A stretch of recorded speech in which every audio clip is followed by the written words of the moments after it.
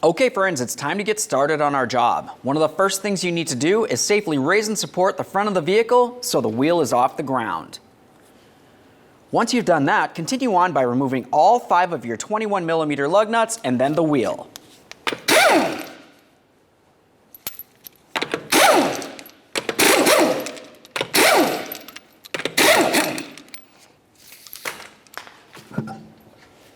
Now that we have the wheel off, let's move along to our jam nut.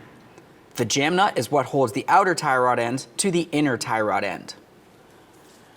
To loosen this, we'll use a 22 or 7/8 wrench.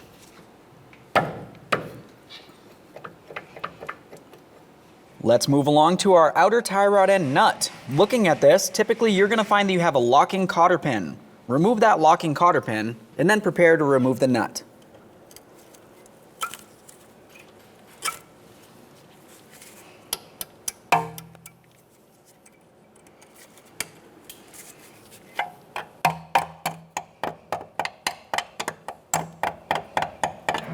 Once you have your locking cotter pin out of there, continue with your 17mm to remove the nut.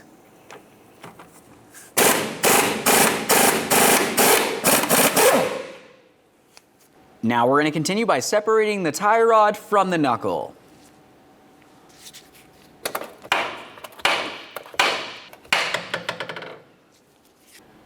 Once you have the tie rod broken free, we're going to continue by turning this counterclockwise to remove it from the inner tie rod end. It's important to make sure that when you go to put on the brand new tie rod end, you put it on the same amount of turns as it takes to remove the original. 1, 2, and so on. The next thing you want to do is inspect the threads on your inner tie rod end. Assuming they look good, continue on with some copper never sees. Now that we've prepared our inner tie rod end, let's have a look at our original tie rod in comparison to our brand new tie rod. Put them just like this. Make sure that they're the exact same length. As you can tell, ours is perfect. So with that said, we can get ready for our outer tie rod installation. Let's take that outer tie rod end and put it on the same amount of threads as it took to remove the original.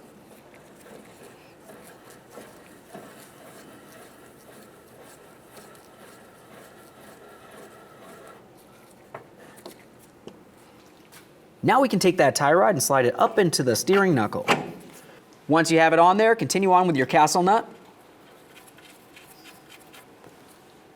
We'll bottom this out and then torque it to 36 foot-pounds.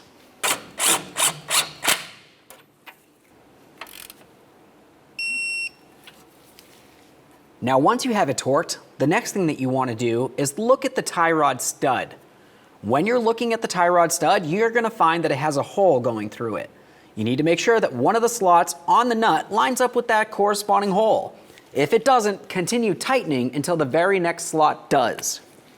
Slide that cotter pin right on through and then pin it over so there's no way this nut can loosen up on its own.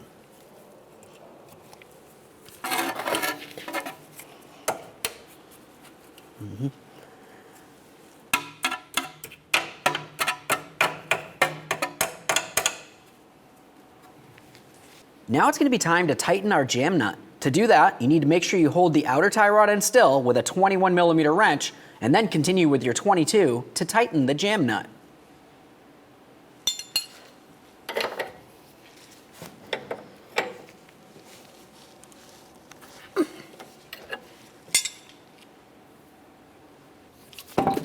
Let's get the wheel back in place. We'll start on all of our lug nuts, bottom them out, get the wheel safely back on the ground, and then we'll torque each lug nut to 76 foot-pounds.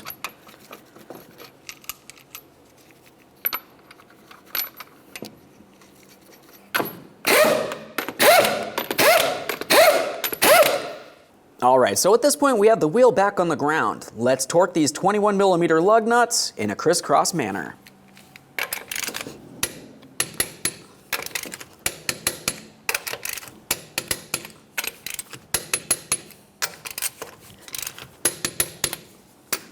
Torqued. Okay friends, we got our tie rod end installed. At this point, you want to take your car for a road test down to your local alignment shop. While you're on your way, make sure you don't hear any funny noises. Aside from that, Thanks for watching. When only the best will do, demand TRQ. The only company that lets you view before you do. TRQ is committed to offering the highest quality aftermarket auto parts that are engineered for peace of mind. Thanks for using and viewing with TRQ.